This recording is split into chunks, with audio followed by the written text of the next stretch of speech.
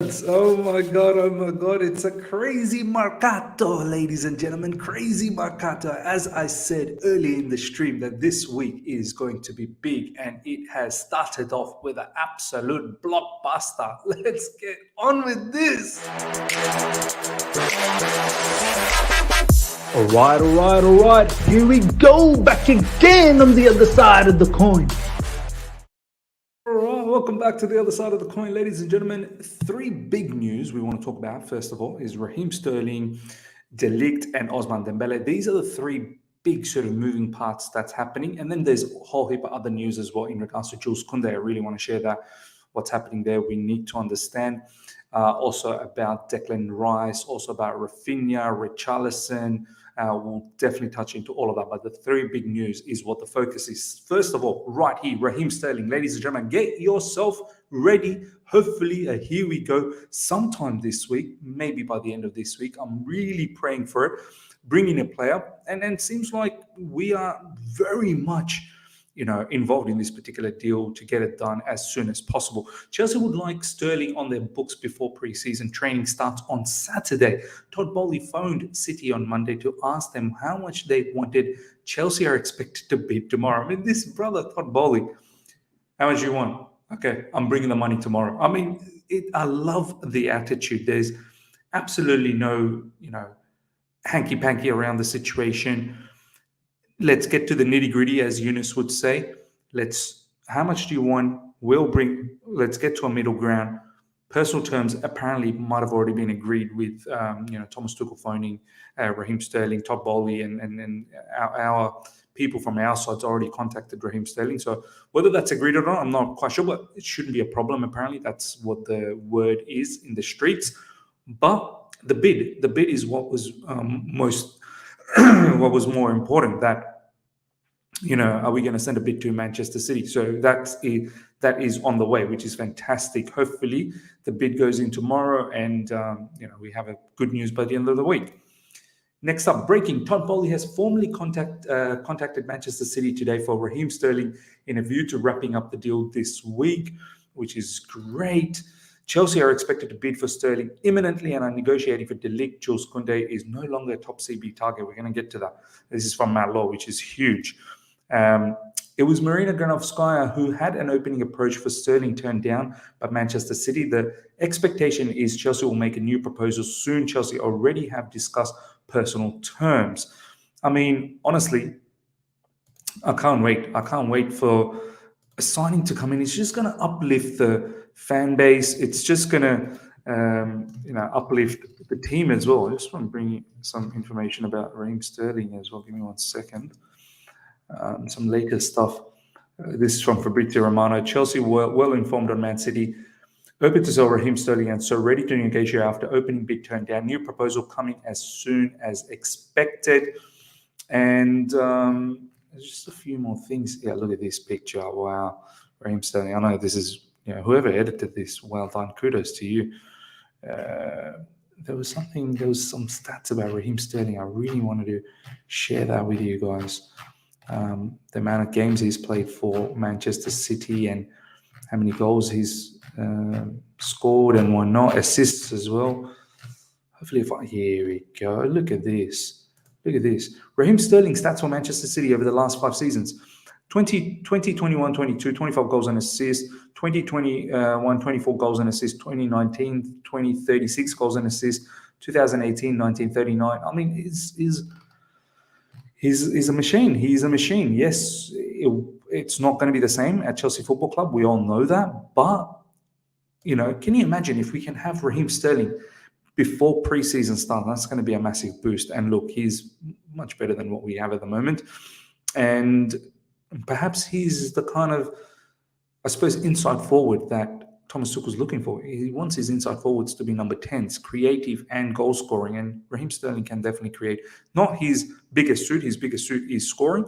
But look, absolute professional, knows exactly how to win the Premier League, wealth of experience, and 27 years old. So hopefully he's got a lot more years to give and he can find that energy, knowing that there's a World Cup just around the corner and he wants to be in the peak form. This could be perfect case scenario. So ladies and gentlemen, hopefully get ready for a here we go sometime this week.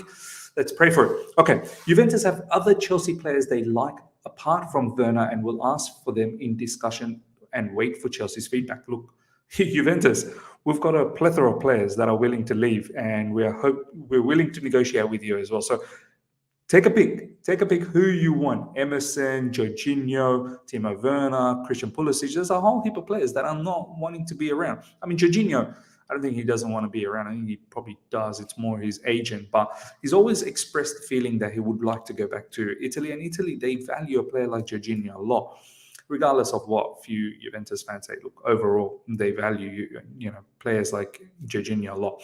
So, look, I've got no issues with that. Juventus, have a look at who you want. It's a complete garage sale. Just take a pick and give us De Ligt. De Ligt, now the issue is, my concern with the De Ligt situation is, I think both clubs will find a middle ground. But it's the personal terms I'm a bit worried. Whoever they take, whether they can afford that level of wages, I don't know. That's one thing for our player, because our players are always getting paid, well overpaid.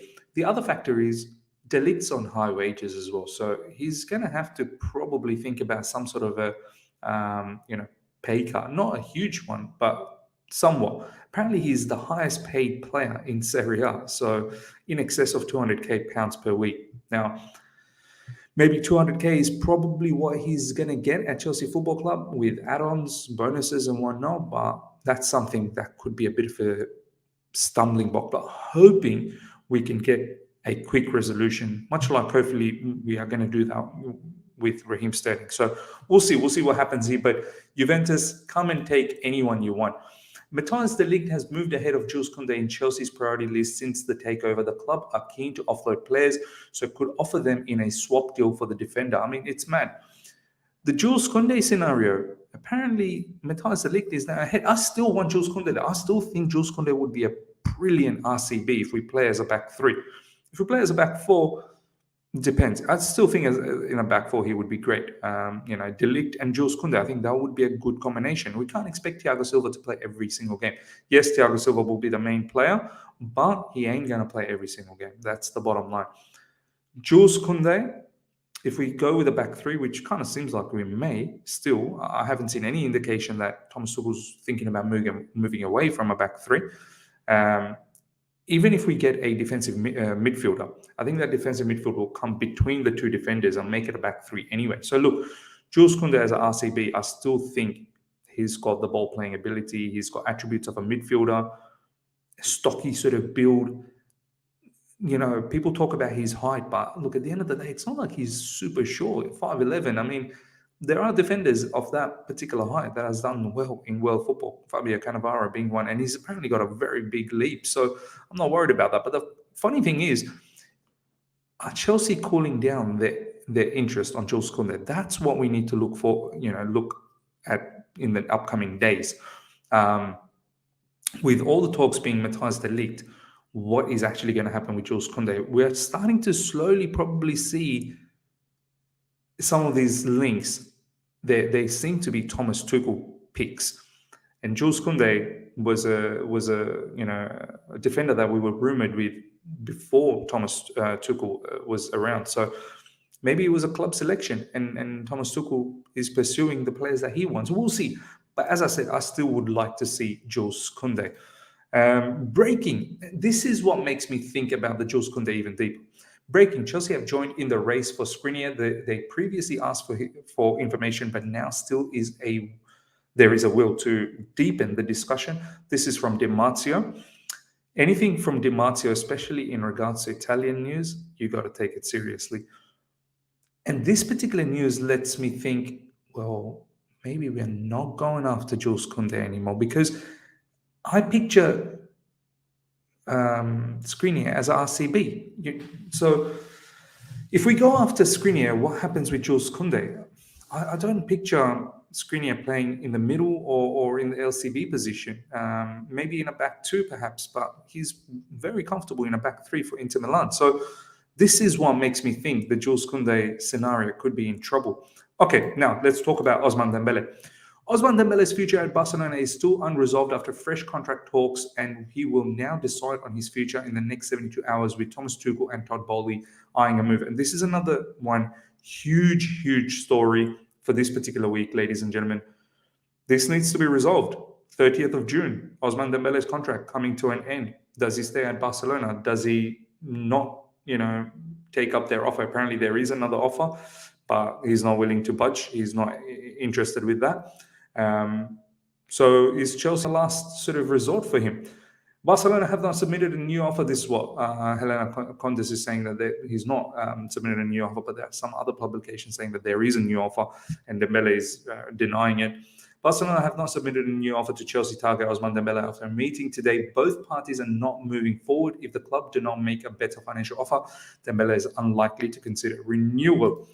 This is from Ben Jacobs. Very interesting, and it's a full detailed sort of situation as to where the Dembele thing is at the moment. Ousmane Dembele's situation remains the same after a meeting with Barcelona and Dembele's agent Moussa Sissoko. Xavi has reiterated he wants Dembele to stay. Barcelona sticking to their offer for now. Sissoko pushing for more. No resolution, but told talks amicable. Dembele will decide his future in the next 48 hours. They also won't meet the wage demands. I think they'll revisit a transfer if Dembele becomes a free agent. They also won't meet the wage demands. Wage demand seems to be an issue, massive issue with Dembele. An intriguing few days ahead with still more talks expected between Barcelona and Dembele. Nothing has changed for now, though. Also reiterate, Liverpool have absolutely no interest in Dembele. So, look, yeah, Sissoko is trying to drum up the other interest because it gives him leverage. His hopes remain Barcelona cave and increase their offer big few days. Look, I don't know. I get the feeling Dembele's preference is to stay at Barcelona, but Barcelona are not budging one bit with their offer because the wages are a bit of concern. I think there were signing on fees that are a bit of a concern as well. Chelsea at the same time, we have not come over the top and given him an offer either. So all the stuff that I guess Grimes has said, some of you guys believe what Grimes said. I personally don't think it's true at the moment. I don't think there is an offer from Chelsea. Chelsea is just monitoring the situation, waiting till 30th of June to see what's going on. Because I think Chelsea understands that this player's interest is probably with Barcelona. And if nothing happens with Barcelona, come 1st of July, we'll move in. But he will have to negotiate with us. I don't think he's going to get the same wages. I would love this player, man. I really would. He's the creative outlet that we badly need. But this situation should come to a resolution in the next few days because, as I said, 30th of June, deadline, man. And it looks like maybe Barcelona, they just don't feel this situation. Like they don't want to cave in on giving what Ousmane Dembele wants. So it could be a nice little opportunity for us to come and sweep in and hopefully get him to, I suppose, accept an offer a bit less than what he sort of expected. Now, let's look at this. As well as Raheem Sterling, the Chelsea bosses also thought to want to press interest in both Richarlison and Rafinha. Unlikely to sign all three, but conducting parallel negotiations could accelerate business. Now, look, this Richarlison situation, it's serious. It's serious, the Richarlison situation. This, with Lukaku leaving, is pretty much gone. Apparently, we're very much interested with Richarlison. And on the other side, Everton's interested with some of our players, with Billy Gilmore and Conor Gallagher, and also Tino Angerin's name's been floating around. So, and this could be, Richarlison could be another one of those Tuchel's interests. He probably likes this player, the way he operates up front, pressing from the front. Technically, he's sound as well. Now that there's no Jesus, no Lukaku, and at the end of the day, Thomas Tuchel probably looking at the situation thinking, I still need something. I can't go into the season with just Havertz and Broha, knowing that Timo Werner is up for sale as well. So this is a huge probable chance that we pursue someone like Richarlison. The other one, as we've been talking about in this particular tweet, Rafinha. I think Rafinha's situation is, if we can't get Dembele will be sorted in the next couple of days. We'll see where his sort of headspace is and what Barcelona does. If there is no go with Dembele, I think Rafinha is someone who we will pursue very heavily. And maybe Rafinha is waiting around as well. Arsenal on the other side are pushing hard for Rafinha, but it seems like maybe Rafinha is just holding his cards for a little longer just to see what we do. We do have Champions League football. They don't have Champions League football. Arsenal, they've got Europa, but at the end of the day, I'm pretty sure Rafinha would like to come towards Champions League football. So this one has, I suppose, domino effect what Dembele does, and at the same time, Rafinha is interested with Barcelona. Barcelona's first target was Rafinha, and Rafinha wants Barcelona as well. Chelsea are considering rivaling Tottenham for Everton forward Richarlison. The Blues are interested in the Brazilian as a potential replacement for Inter Milan-bound Romelu Lukaku. Sky Sports Premier League. This is about 2 weeks behind FYI. We're doing more than considering it. There you go. Simon Phillips is the one who's been, talking a lot about this Richarlison situation. And he's very confident. He's very confident with this scenario of Richarlison possibly coming to Chelsea Football Club. Let me know how you guys feel about the Richarlison situation. Look, if we get Richarlison, Raheem Sterling, Ousmane Dembele, I'm okay with that. I'm not going to be too perturbed. Okay, let's now look at this one. West Ham have declared Declan Rice is not for sale, despite his reluctance to negotiate a new contract and interest from Chelsea. Look, I can understand why West Ham are declining any approach for Declan Rice. I mean, Declan Rice is their club captain and a huge player for them. Defensive midfielder, absolute workhorse. We get Declan Rice. They need to be in the market finding a replacement. And I don't think at the moment they're in the market looking for that particular position. They've just announced Areola, I think, another goalkeeper. It may well become their first choice goalkeeper, depending on what happens with Fabianski. Maybe Fabianski will still be the number one, but they've just signed Areola. They've also signed a defender. They've not really been looking for a defensive midfielder. So if we are going for Declan Rice, which, as I said in recent times, if that's what Thomas Tuchel wants, let's just go out there and get this guy, man. Now, they want Armando Broja. Let's try and see if we can do a swap deal with some cash, obviously. But we have to leave enough time for West Ham to find a replacement. If we don't do that, I don't think this deal will go down. All the power is with West Ham at the moment. There's 2 seasons to go, plus they can trigger one more. After this season, there'll be 1 season to go, but they can trigger one more. So, power is still with West Ham. We need to give them enough time. Last but not least, ladies and gentlemen, we did the stream earlier today, live stream about Peter Cech leaving Chelsea Football Club. Do check that out if you've missed it. But I wanted to share this with you. Peter Cech and Marino wanted to keep Romelu Lukaku at Chelsea, and that was an early difference of opinion with Todd Boehly. Boehly wants the coach to be at the heart of transfer decisions like Liverpool. There you go. Maybe this is probably why all of these people they've left. And I'm pretty sure they all wanted Romelu Lukaku to stay. Granovskaya, we know how hard she worked for the Lukaku deal, and I'm pretty certain she probably wasn't interested to send Lukaku back to Inter Milan.